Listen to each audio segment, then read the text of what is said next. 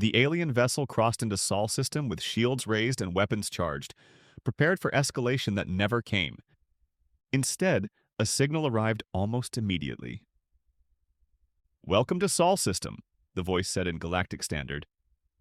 The words were correct, the grammar flawless.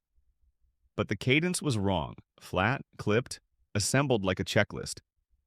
It was obvious the speaker had learned the language from a manual, not a conversation. "Please transmit your registration code and current inspection certificate." Silence filled the alien bridge. The commander leaned toward the console. "We do not understand your request." There was a pause on the human channel, and then a sigh. "If this is your first time in Sol system," the human replied, "please reduce velocity and proceed to a holding orbit near Jupiter for inspection." The alien commander exchanged looks with the navigation officer. "Clarify," they said. "What is Jupiter?" Another pause. Shorter, sharper. "The fifth planet from the star," the human said. "Large gas ball, hydrogen dominant, you cannot miss." "Gas ball?" the commander repeated. "Yes." A beat. "Do not approach closely. Gravity well is deep. You will not enjoy it." The helm officer adjusted course immediately. "Maintain heading 323 relative to stellar north," the human continued. "Declination minus 45. Do not exceed 12 kilometers per second." The alien bridge froze. "What is 323? The commander asked. "Direction relative to stellar north," the human replied. "And declination?" "Up and down," the human said. "Relative to orbital plane." The commander hesitated. "And kilometers?" There was another sigh. "Distance unit," the human said. 1,000 meters. "What is a meter?" A longer pause. "Length," the human replied, "based on planetary standard." "And per second?" The human exhaled audibly. "Time," they said. "You have time. You are using it now." The alien navigation officer quietly recalculated using their own reference frame. They did not ask further questions. Once the vessel stabilized in a wide orbit, the human voice returned. "Atmospheric composition." "We maintain a nitrogen-oxygen environment," the alien engineer replied. "Trace compounds present." "Percentages," the human said. Data was transmitted. Typing followed. "Okay," the human replied. "That is close to Earth norm. Inspector will not require SCBA." The alien commander stiffened. "Inspector?" "Yes," the human said. "Boarding inspection." "This is common?" the commander asked. "Yes," the human replied. "Very." "For military vessels?" "For vessels," the human said. "Warships, trade ships, science ships, pleasure ships." A pause. "War status is not relevant to traffic law." The alien commander did not know what traffic was in this context, but it sounded permanent. The human voice returned, flat and perfectly paced, as if a switch had been flipped. "This is standard procedure for all non-human vessels entering Sol system. Please be advised that failure to allow inspection will forfeit all future visits." The alien commander straightened. "An inspection failure," the human continued without pause, "does not forfeit future visits. However, the vessel must immediately exit Sol system, correct all noted deficiencies, and return at a later date." The words kept coming. "You must return with the original deficiency list provided by the inspector. Corrections must be annotated with the method used and the date of correction. Upon return, the vessel will be subject to a revision inspection." The alien commander's crest slowly lowered. "If all noted deficiencies have been corrected," the human said, still reading, "the vessel will be permitted access to Earth orbit. Inspections must be renewed at regular intervals." There was a brief silence. Then the human added in the same tone, "Intervals vary by vessel class." The alien bridge was very quiet now. No one asked what a vessel class was. Confirm internal air quality, presence of corrosive vapor, neurotoxic compounds, persistent organic odor emissions? Define odor, the commander said carefully. The human paused. Strong smells, they said. The kind that stay. The alien engineer consulted their sensors. Our atmosphere is robust. Typing. Acceptable, the human replied. Inspector can tolerate. Ventilation should be active. A pause. And do not attempt emergency cleaning now, the human added. It will be noted. The alien commander did not ask how.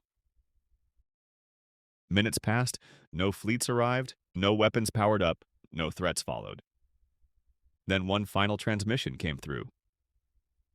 Inspection vessel inbound, the human said. One inspector. The alien commander stared at the display. One? Yes, the human replied. This is not complicated situation. The channel closed. On the alien bridge, no one spoke. Somewhere deep within the ship, a system ran slightly warmer than it should have. No one noticed. The docking collars sealed with a dull clang. Pressure equalized. The airlock cycled. When the inner door slid open, the inspector took exactly one step forward. Then he stopped. For just a moment, brief enough that he might later deny it, his face registered surprise. His nose twitched. His eyes flicked across the corridor. Something about the smell and the light and the way the metal felt underfoot clearly did not match the briefing. Then the expression vanished. He adjusted his glasses, exhaled slowly through his nose, and stepped fully into the ship. Okay, he muttered. Let's do this. He was a small man, middle-aged, balding, with a fringe of hair that had surrendered years ago. His glasses were practical and perpetually sliding down his nose. His light blue coveralls were spotless, the Earth Traffic Authority patch still crisp on the shoulder. His boots had never seen anything more exotic than a cargo bay. He tapped his wrist console. A translucent clipboard shimmered into existence in front of him, already populated with forms and checklists. From a narrow slot at the top, several small, brightly colored arrows slid upward and waited. The alien commander watched with visible unease. Two security officers hovered behind them, weapons held low but ready. Lead me through, the inspector said, already walking. I'll see everything. Bridge, engineering, weapons, life support, maintenance access, crew areas, waste processing last. They had barely gone 10 meters before he stopped. He looked down. A thin sheen of liquid coated the deck plates, pooling slightly in a shallow depression.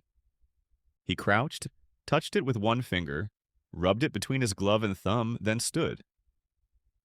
A yellow arrow slid into his hand. He pressed it onto the floor.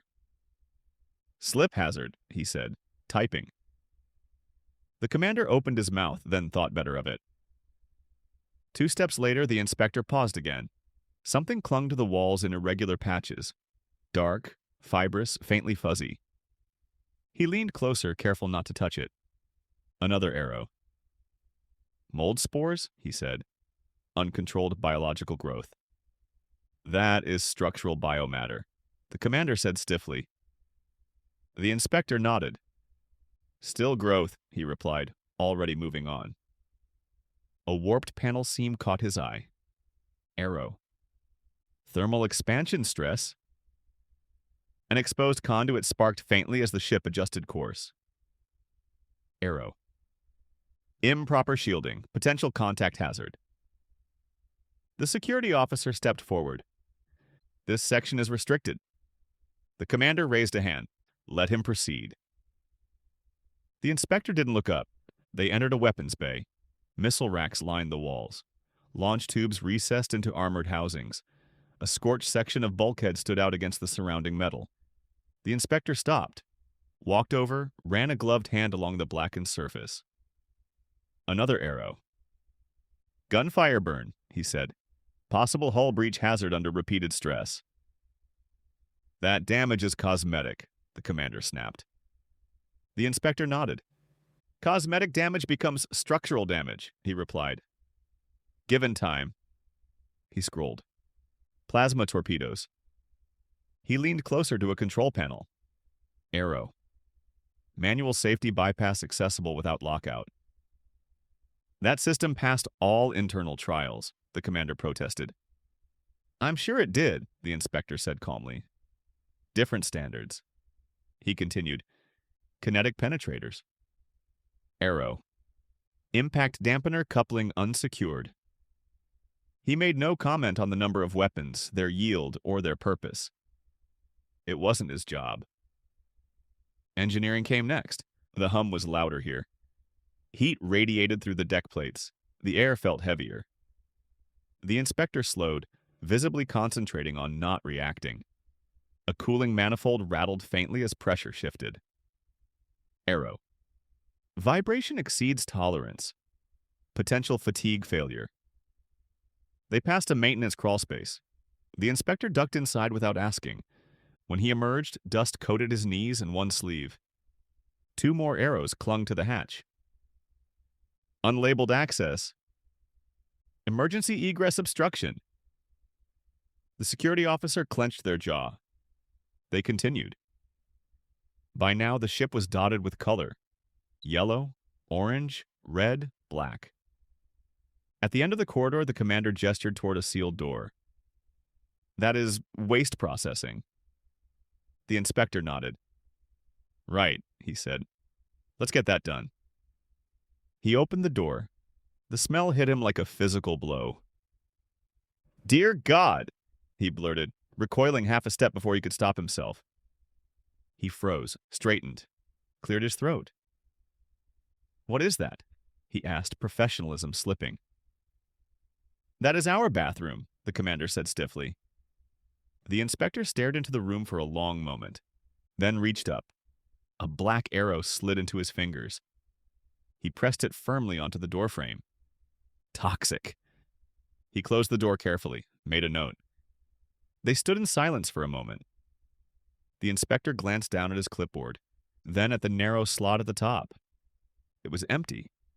He frowned slightly. Well, he said, more to himself than anyone else. That's a problem. The commander straightened. What problem? The inspector looked up. I need to return to my ship. The commander blinked. Why? The inspector held up the clipboard and gave it a small, matter-of-fact shake. I'm out of marker arrows. The words hung in the air. The commander looked past him down the corridor, at the colors spreading across the walls, the floors, the doors, the weapons bay, the hatches. You are finished? The commander asked carefully. The inspector actually laughed, just once, quietly. No, he said. Not even close. He adjusted his glasses. I'll restock and come back, then we'll keep going. He turned toward the airlock, already tapping notes into the clipboard as he walked. And after that, he added, without looking back, I'll give you the list. The inspection resumed exactly where it had left off. The inspector returned with a fresh supply of marker arrows, his coveralls marginally cleaner than before, but already losing that advantage. He nodded once to the commander, tapped his clipboard, and continued walking as if he had never left. For a time, the commander followed. He watched as the inspector moved through compartments with the same unhurried pace, stopping only when something caught his attention. Panels opened, arrows appeared, notes were made. The ship slowly accumulated color. Eventually, the commander slowed, then stopped entirely. He stood in a corridor intersection and watched the inspector disappear into another section of the ship, a trail of yellow, orange, red, and black arrows marking the route like some strange, bureaucratic breadcrumb path. After a moment, the commander turned to 2 nearby crew members. You, he said, assist the inspector. They stiffened. Yes, Commander. The inspector acknowledged their presence only by continuing to walk. Time passed. The assisting crew followed the inspector through engineering spaces, auxiliary control rooms, and maintenance corridors that had not been revisited since the ship's commissioning. He opened panels without hesitation, slid aside access covers that required tools no one carried anymore, and crawled into spaces that had been described, inaccurately, as sealed. Each discovery earned an arrow. Unlabeled junction, he murmured. Arrow. Unsupported cabling. Arrow. Temporary modification exceeding 6 standard cycles. Arrow. The crew exchanged looks. They had served on this ship for years. They had memorized its schematics. They were very sure certain areas did not exist. The inspector disagreed. When the commander returned, it was with the intent of regaining some measure of control. He entered the control room where he had last seen the inspection party. The inspector was not there. Only the 2 assigned crew stood near a console, looking uncertain. "Where's the inspector?" the commander asked. The crew hesitated. Then one of them slowly raised a hand and pointed. At a control panel, the commander followed the gesture. At first he saw nothing. Then he heard it. A faint sound from behind the panel. Metal shifting, fabric brushing against conduit, someone muttering quietly to themselves. The commander stared. The sound moved. A different access panel near the far end of the room slid open. The inspector crawled out. He was noticeably dirtier now. His coveralls bore fresh smears of dust, grease, and something fibrous that had resisted identification. One sleeve was torn slightly at the elbow. His glasses were crooked. He stood, brushed himself off with limited success, and adjusted the glasses back into place. Without acknowledging the audience, he turned and looked back into the open access space. A brown arrow slid into his hand.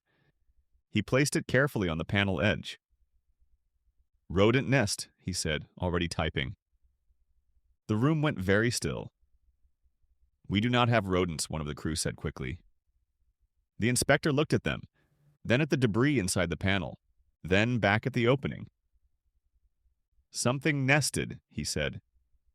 "Same problem." He closed the panel and made another note. The commander slowly lowered himself into a chair.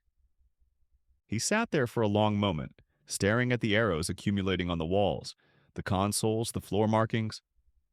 The ship no longer looked like a war vessel. It looked like a list. This was not what he had envisioned when he entered Sol system.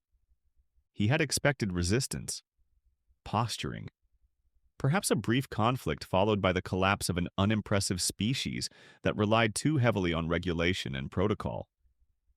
Instead, he was being buried, not under weapons fire, under documentation. The inspector checked his clipboard.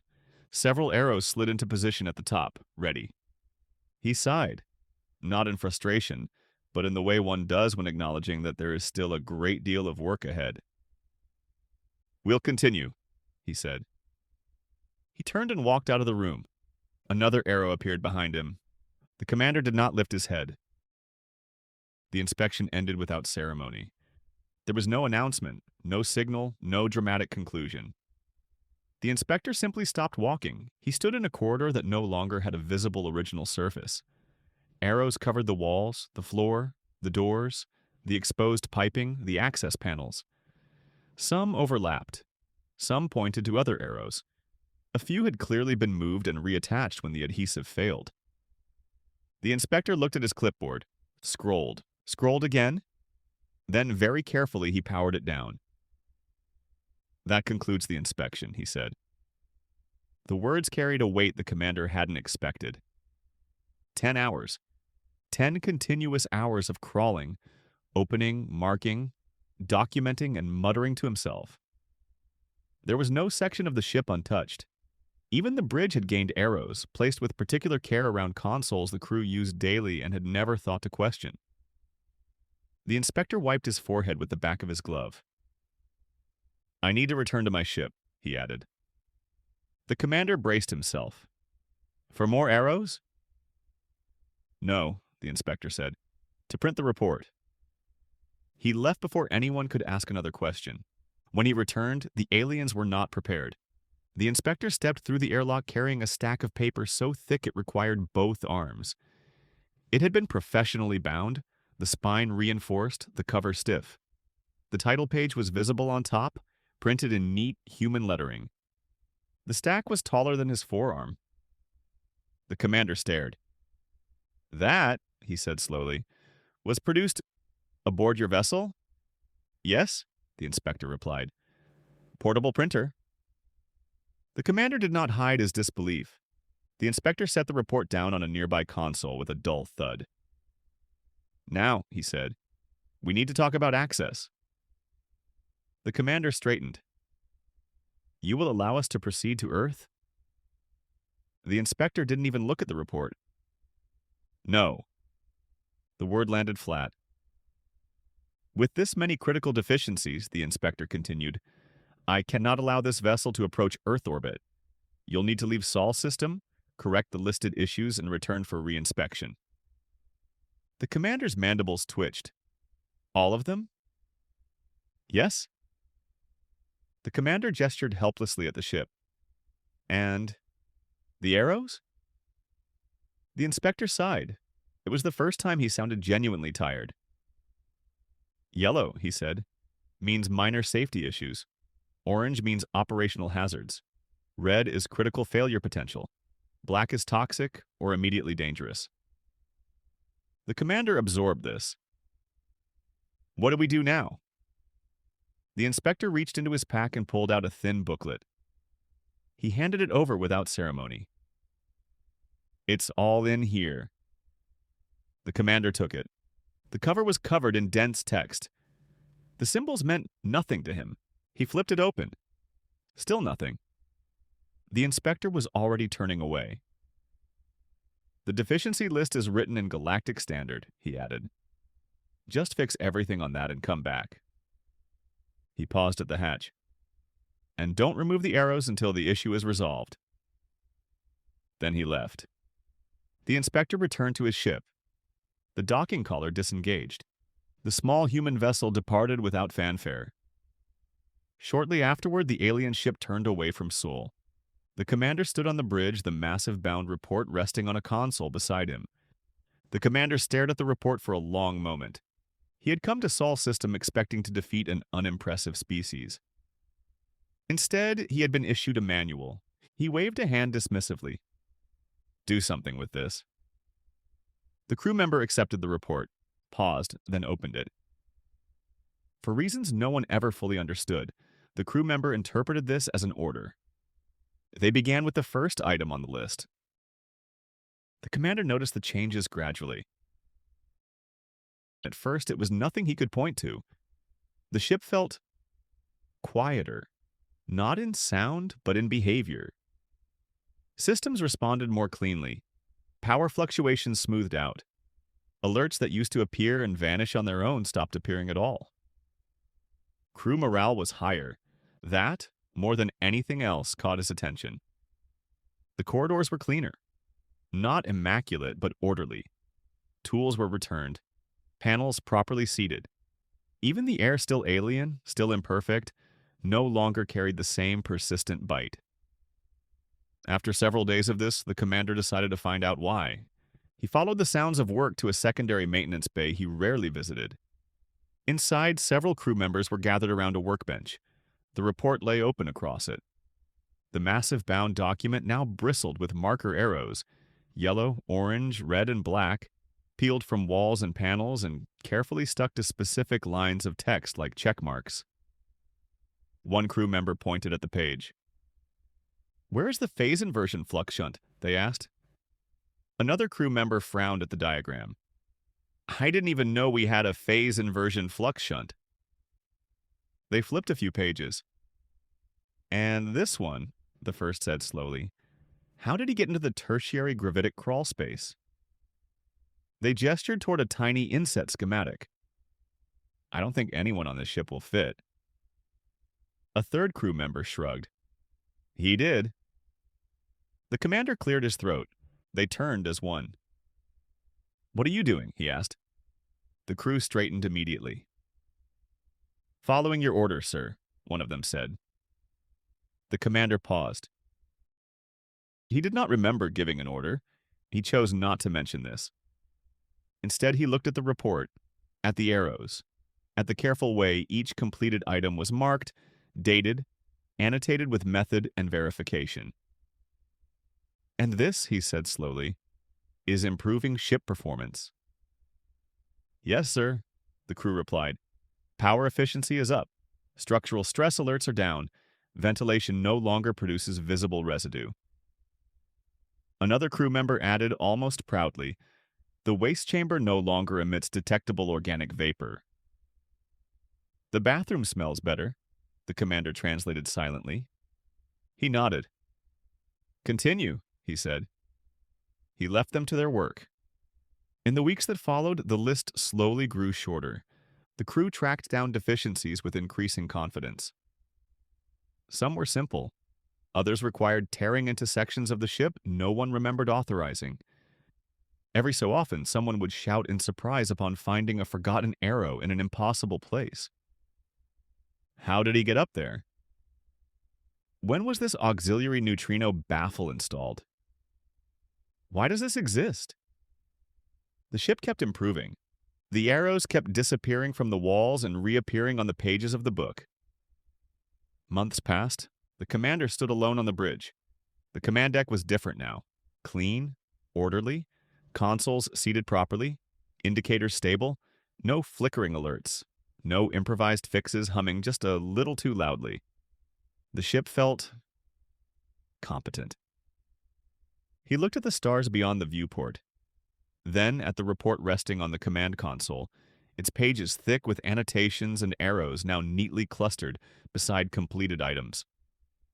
He made a decision. "Helm," he said. "Yes, Commander." "Set course for Sol system." The bridge stiffened. "Prepare for attack, sir?" The commander did not turn. "No," he said calmly.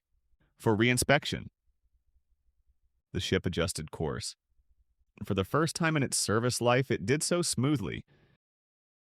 The reinspection request arrived 3 weeks later. It was complete, properly formatted, submitted in galactic standard. The inspector read it, he leaned back, sighed, and reached for the phone. "Control." "Yes?" "Cancel my appointments for that day." "All of them?" "Yes." "Refill the printer." "And requisition more marker arrows." "How many?" The inspector glanced at the request one last time. "Bring the big box." He ended the call, stood, and reached for his jacket. Shaking his head, he muttered, "And I just got the smell out of my clothes.